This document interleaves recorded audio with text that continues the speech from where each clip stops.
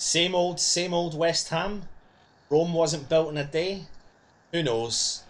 West Ham have just come off a not so fantastic result against a side that me personally thought wasn't built in a day. Struggle. Who knows? West Ham have just come off season. Sorry, I am just having a little look at something there. Yeah. So basically, I mean, for me personally, I predicted that Bournemouth weren't going to do so fantastic this season, and they've come to the Olympic Stadium and literally taken the game to West Ham and defeated us 2-1 away from home, giving them 6 points for the season, and West Ham with nothing conceded 6, scored 1, and sitting rock bottom of the English Premier League, which I tell you something is something we did not think. You are back with me, Anton, and Richard for the Irons United match day review of the not so great result. Over to you, Richard. Yeah, disappointing result. I think all West Ham fans were feeling positive about this one, and we were all hoping that we could bounce back from the Liverpool game. Yeah, to lose to Bournemouth, credit to them. I can probably say they deserved the win. First half, I thought we were the better side. We had more possession. We looked comfortable. Disappointed though, because I thought once we went 1-0 up, we could have maybe built on that. In second half, we just weren't at it at all, and they dominated our second half. And credit to them for getting one goal and getting the second, and they'll be buzzing because they've got 6 points from 2 games and we're sitting on 0. So back to the drawing board now. 4 very tough games coming up. Absolutely. I don't know. I think I'm probably a little bit lost for words, but I have to take positives from what I've seen today. It's really tough to do, but there are positives for me to take. Anyway, let's get on to team selection. We heard before kick-off that there was going to be 3 big changes. What were the 3 changes that you thought, Richard, were going to take place, or what do you think or should have taken place, or were you happy with the changes? I was happy with the changes. I thought seeing 4-4-2, that's something we haven't seen in a very long time. So I was actually chuffed that Pellegrini decided to go with Arnautovic and Chicha together. I'm not too sure what's up with Ryan Fredericks, because for me, he would be playing right back in my first choice side. So obviously there's something, he's obviously picked up an injury, or there's something that's happened there. But I thought Zabaleta actually did really well at right back. He was one of our better players today. Middle of the park, Noble, Wilshere, Anderson, Rob Snodgrass coming in. Personally, I would have started with Yarmolenko if I was Pellegrini, because I don't know, I've just seen from Yarmolenko, every time he's played, he's looked super composed. He looks like he's played in the Premier League for years. So for me, next week, it's a no-brainer that Yarmolenko starts. But Snodgrass actually had a decent game. He was one of the better players of the team. But other than that, maybe Jack Wilshere, we can say, had a good game. But other than that, it just was very poor, especially second half. Absolutely. I suppose one of the kind of interesting team selections was the fact that Zabaleta did start over Fredericks. So that will be interesting to know what that was about, because Fredericks wasn't even on the bench. So yeah, that will be an interesting factor. We obviously had Balbuena and Okbona, and then Masuaku that continued in the left back position, a position that we thought with Creswell kind of sneaking back into the back into fitness or back into the squad that may have challenged that position, but he didn't. How do you rate Masuaku's performance today? Yeah, okay, we got beat. Let's talk about the player individually. It's difficult. I don't think they really tormented us too much down the right-hand side where he was. I think it was difficult for him because in the first half he was getting forward quite nicely and he linked up nicely with Anderson, and I thought there was a little partnership that was starting to build there. But in the second half, Anderson was so deep that he was almost limiting Masuaku, and they were literally next to each other the whole second half. So we were almost playing with 2 left backs. Anderson just didn't want to get forward in the second half, and at times he wouldn't track back. I honestly don't think Masuaku was terrible today. I don't think he was great either. He was just average, and most of our team was just bang average, and that's why we've lost. Bournemouth just wanted it more than we did. Yeah, absolutely. Let's talk about the centre-halves. I'm not shy at all for telling you where I believe our problems lie. I know a lot of West Ham fans discuss and say central defensive midfield is a problem. I'm absolutely in agreement with you. It is a massive problem. There's a but to that though. The goals being conceded, the amount of goals West Ham have conceded 3 seasons previous to this season do not fall on one position. And myself and Richard, we spoke about this even during the game. Because if we bring in the situation with the goal, Callum Wilson's spectacular goal, we cannot even remotely deny or take that away from him. And Richard, you said even before the game in our preview that he is a class player who has got a bit of a history scoring against West Ham. But describe the goal to me. Describe Callum Wilson's goal to me. It was strange. In the second half in particular, they were bypassing our midfield with one pass. Ball comes through to Callum Wilson. He picks it up, just inside our half. He's still got a lot to do. I felt that, and I'm going to be critical here. I was critical of Noble when we were chatting during the game, because I just felt he let Callum Wilson go too easily. But there's absolutely no excuse for the 4 defenders that Wilson beats on a slalom run through on goal. Question marks over Fabianski. He'll be disappointed he didn't do more, but I thought he actually had a cracking game. He made some very, very good saves before that. And he's slalomed through 4 challenges and smacked it basically, I think, made through the legs almost. Just went under through Fabianski for a goal. So fantastic goal for Wilson. Can't stand him, but he's a good player and he took his goal very well. But as far as we're concerned, it's a very poor goal to concede. Absolutely, and I'm going to kind of put my two pennies of worth in this right now. So yes, Mark Noble is the man that's marking and should have central defensively stopped that player getting through.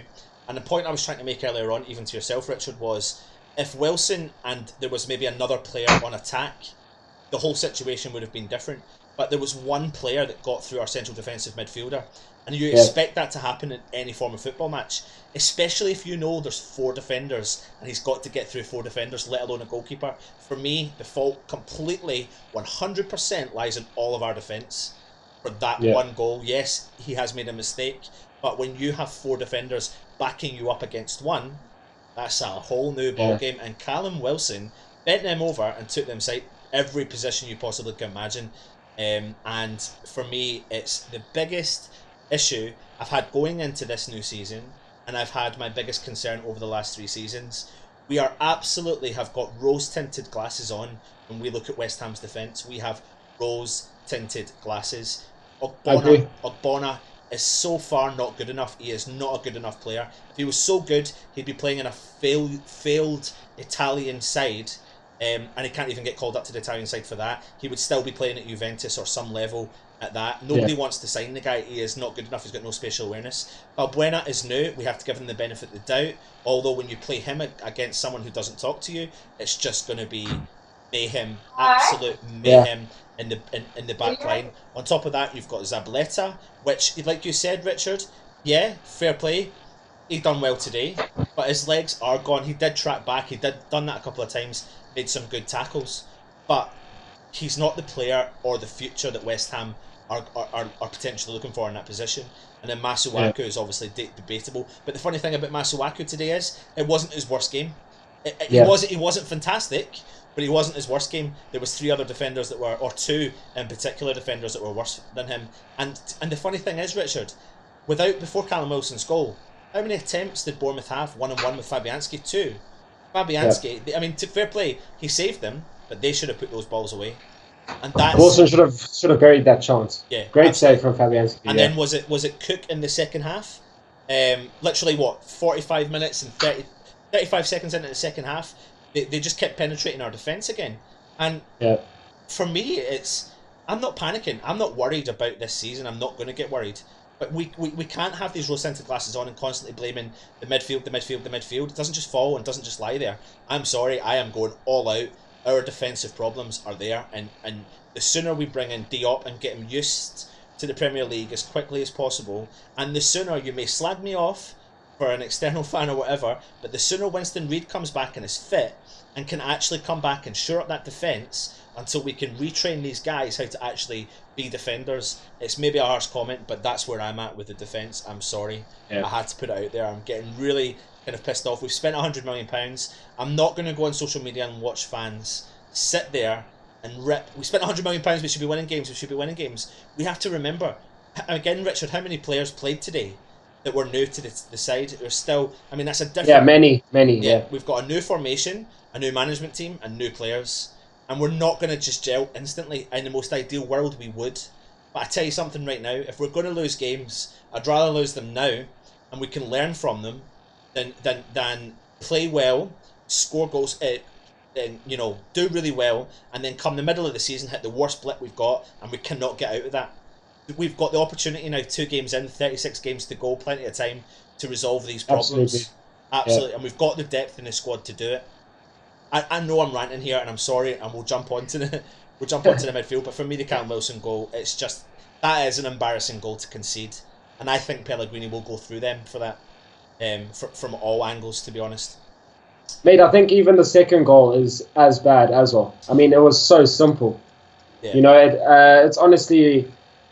I mean, Ogbonna, I don't want to rip into players here either, but for season upon season upon season, he loves getting into wrestling matches with players. I don't know why he just doesn't mark like a genuine defender, but he's so worried about wrestling instead of just defending. He loses his mark. It's the most simple goal. Header, goal, 2-1. But this doesn't seem to be, and here we go, this is not just an Ogbonna thing. This is just a modern day defender. Like, why are they not watching the ball? What happened to the days where you can watch the ball and the player?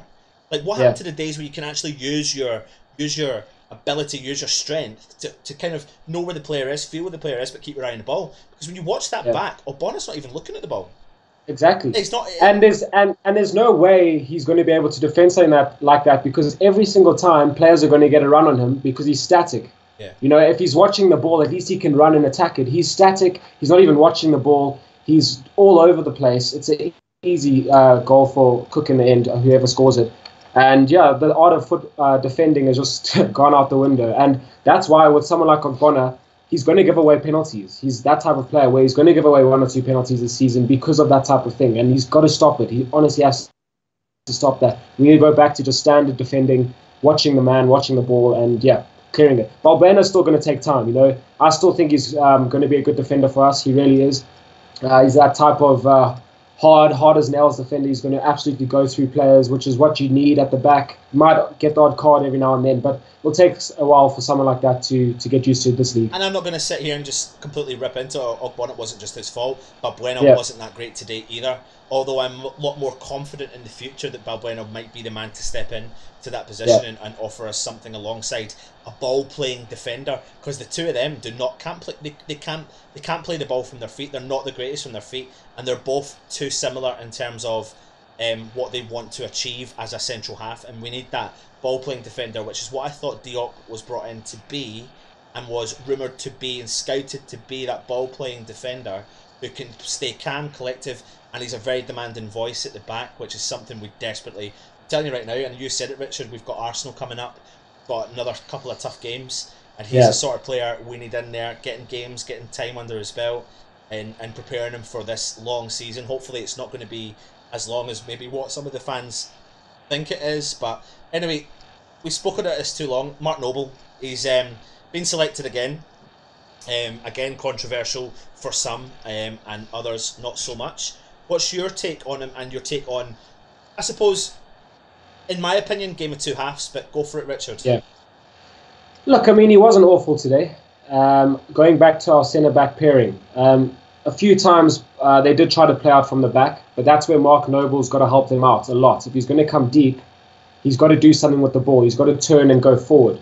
Too often they would give him the ball and he'd give it straight back. And I don't really think defenders are going to enjoy giving it to a centre midfielder that's not going to do something with the ball. Luckily, when Jack Wilshere got it, he got his head up, he beat a few players, he was looking to go forward. Noble first half, he did what he had to do, he got the ball, he spread it wide as much as he could. The only problem I have with Noble is the fact that he doesn't track back. And that's where people have said in the past his legs are going, even though he's covered last season many a kilometre. But this season, already I've seen him leave his markers. In the first half, he left Callum Wilson, and we were lucky not to concede. Second half, again, he wasn't tracking back. That's a problem I really have, because if you've got a guy in the middle of the park, he's got to be covering meters. He's got to be an engine. That's where someone like, hopefully, Obiang, for me, has got to come in. Sanchez looked all right. Looked like he's got a bit of a ball-playing ability to him. But I really have problems with centre midfielders not tracking back. That's literally your one major responsibility you have. And as soon as one centre midfielder doesn't track his man, it just shunts the whole armoury we have. And that's why Bournemouth were able to get so much space today, because we just weren't tracking. And when we were closing down, it was too slow.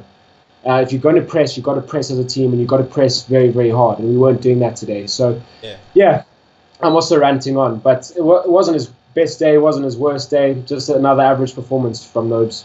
Wilshere, Jack Wilshere came in today again, second game, but something I did like about him in particular in the first half was his penetrating passes through the back two defenders and giving Chicharito and Arnautovic opportunities, vision. He had the vision. What was your thoughts on Wilshere? You mentioned him. I think he was probably between him, Fabianski and Zabaleta, they are three standout players of a poor performance. I thought Jack Wilshere was probably the best of our midfield. Whenever he got the ball, he looked to be positive. He was winning fouls. Players were, hacking him down from all angles. But, he's the one guy with composure in our midfield that doesn't panic. He gets the ball. He looks to go forward. So I was impressed with Jack. And I know he's going to be fantastic for us this season if he can stay fit.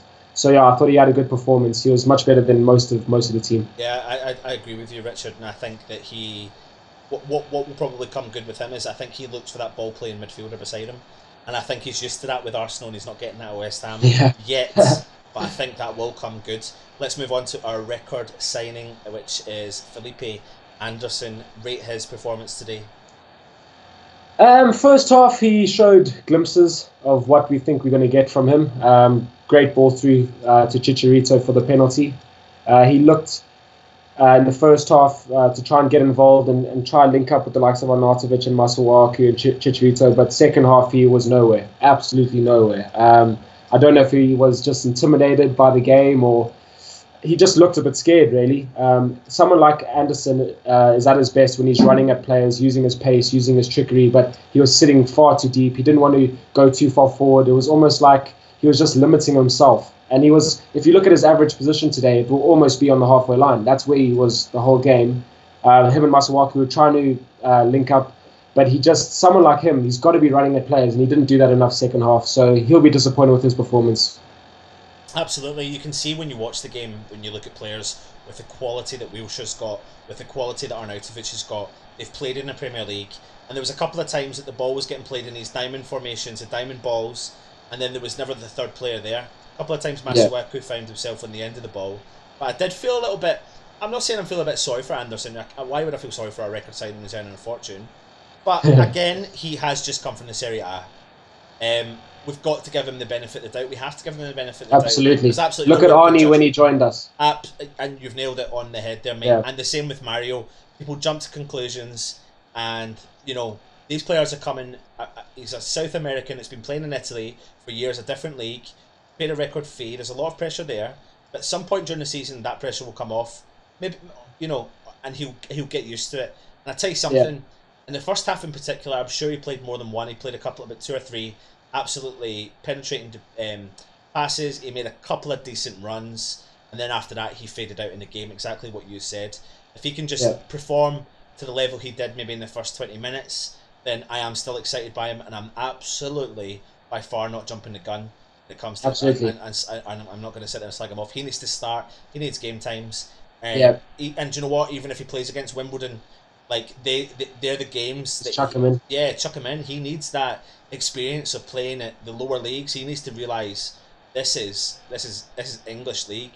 It's going to toughen him up. It's going to toughen him up a lot, because today there were a few times when he ran at Smith and Smith just bumped him off the ball. And I'm sure in time he'll learn that this league is no little Italian league. This is a big league. It's going to take a lot for him to adapt to it. Yeah. But I'm confident that he will. We're not going to spend 35 million on a player that's not going to be able to adapt. That's in his DNA. Snodgrass. I'll lead with this one if this is okay, Richard. And I know you've kind of got a kind of good opinion on him as well, but I think he's done well in pre-season. I think he's done enough to let Pellegrini know, listen, I'm here, I can do this. I will state the following comment. When we bought Snodgrass, he was the big dog at Hull City, and Hull built their team and squad within reason in and around what Snodgrass can do. So this is probably the first time in a long time Snodgrass had to come to a team and really adapt and fit into the surroundings and the manager, etc. I'm absolutely not saying that his level is a championship. I still think he needs time. I don't think he needs to start. I think I've seen enough in maybe a couple of games to realise, nah, we've got a player with the quality, in my opinion. I mean, I'm going to talk about him in a minute, Yarmolenko, that outweighs any reason why Snodgrass starts. Any little opinion on Snodgrass? Firstly, I'm actually delighted that he got a start because he's been working really hard, and he's been actually given. He's been given a tough time at West Ham. He really has, and he's taken it on the chin, and he's gone out to Villa, and he's come back, and he's tried his best. And credit to him for getting into the starting lineup. How he's managed to do that is actually beyond me. Look, he's a decent player, but he's done very well to get into that starting lineup today. Personally, I would have started with Yarmolenko, as I said at the beginning of this video. Snoddy had an okay game. He looked to drop the shoulder. He looked to switch the play. He wasn't bad at all, by all accounts. But when Yarmolenko came on, I think it raised a question to all of us as to why he didn't start, because he looked so comfortable. And if he had started the way he came off the bench, I think he would have been fantastic for us. So yeah, very strange as to why he didn't start. I still don't understand why Yarmolenko didn't play. And when Yarmolenko came on, Richard, and maybe you back this up, but I was sitting watching it with my dad, and the quality that this geezer has is through the roof. The ball stays to his feet. But one thing I loved about him was, I don't know if you noticed it at one point, nothing was happening. So he went into midfield, right in the central midfield, gathered the ball, and drove our side forward. And at that point, I turned around to my dad and I said, why don't we play him in the middle of the park? Why don't we cause that mayhem in the middle of the park? Because he caused more mayhem there. I think we've said this before. Arnautovic is a bastard of a player. He's our bastard. Yarmolenko's got that potential. Yeah, he does. He has got typical Ukrainian.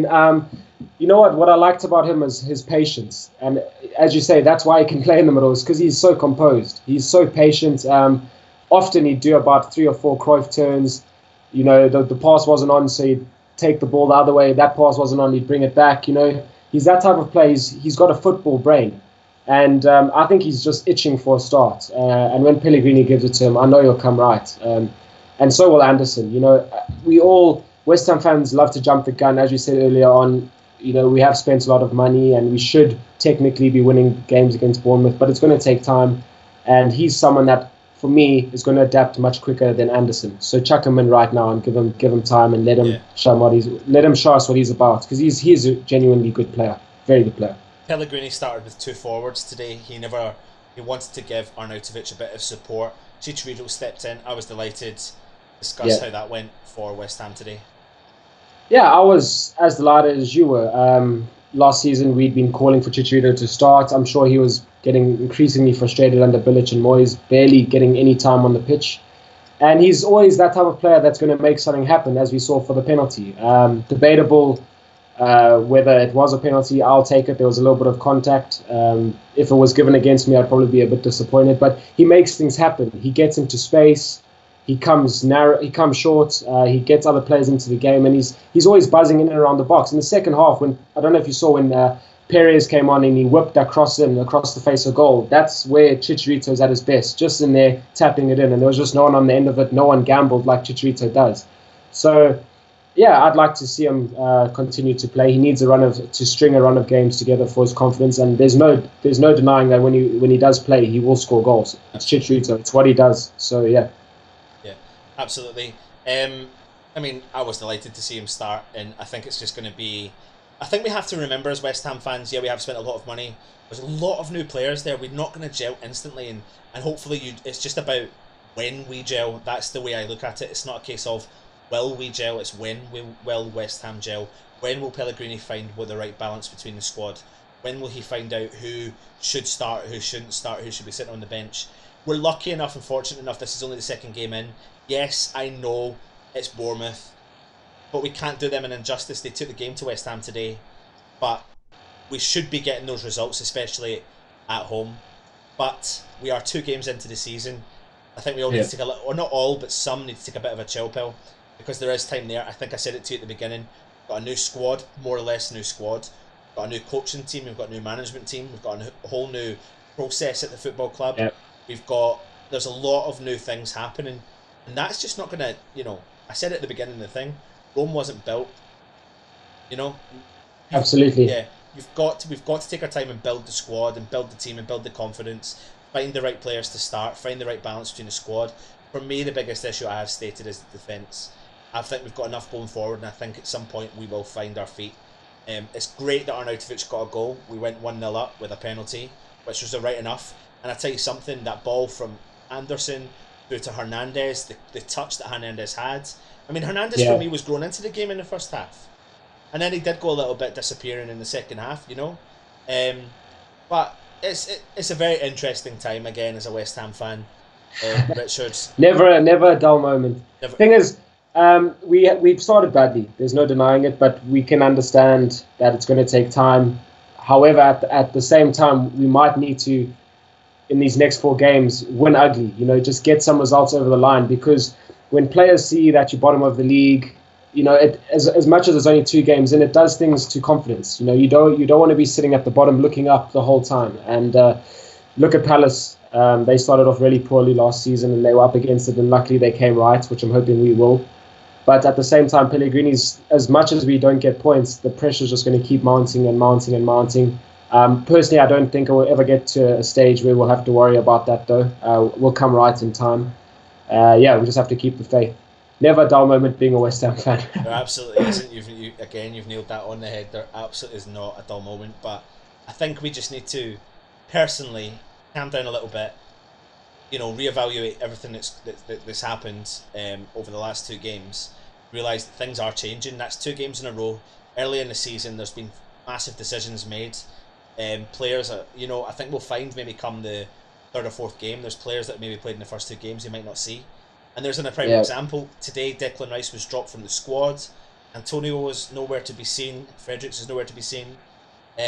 So interesting that what Pellegrini does for our next game, even more so against Arsenal, because Arsenal are coming off 2 defeats as well. It'll be an interesting game. A relegation battle. Relegation, 6 points already. Third weekend. Third weekend. Arsenal v West Ham at the Emirates. Who'd have thought that? But maybe one half of the draw. But all in all, Richard, give me your kind of final opinion on the full game. Yeah, I mean, I think it was just a game of 2 halves, really. First half, we looked really decent at times. We had about a 20-minute spell where we were absolutely dominating them. I was talking to my dad and my brother saying, geez, we are absolutely all over them at this stage. And maybe we could have got a second and put the game to bed in the first half, but second half, we just weren't at it at all. And Bournemouth, to their credit, took their chances and probably on the basis of the second half deserved to win the game. So, yeah, just a game of 2 halves, really. Absolutely. And I suppose my message is, let's stay calm. I've said it throughout the whole video. There are positives there. I really want to see Yarmolenko for the next game. I really want to see him start. I think he's a baller. I think he's going to add absolute class to our side. I think if he does come in, he will start on the wing. Although I think the more I'm seeing him, I'm starting to see maybe a really commanding midfielder who can create from any position. You know, we've got that forward line. My biggest concern as a West Ham fan is our defence.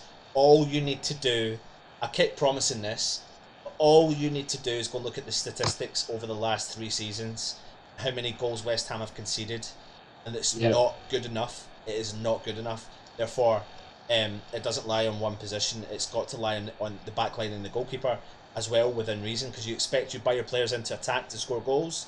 To assist you need to help the team out. But when you choose your fantasy team, you get points if your defenders and your goalkeepers keep clean sheets, and we need to start keeping clean sheets. And that's it at the end of the day. So, maybe an injustice to our centre halves, but there's big issues back there. Anyway, any questions, please get your comments in the comment sections below. I know some comments have come in while we've been on, so that's been great. Make sure you hit the like button, share button, the full shebang. Let us know if you agree with our points or not. And yeah, we've got a tough couple of games coming up. But let's stay positive. 2 games in, 36 games to go. Wimbledon and Arsenal coming up next. Anyway, Richard, thanks for joining me.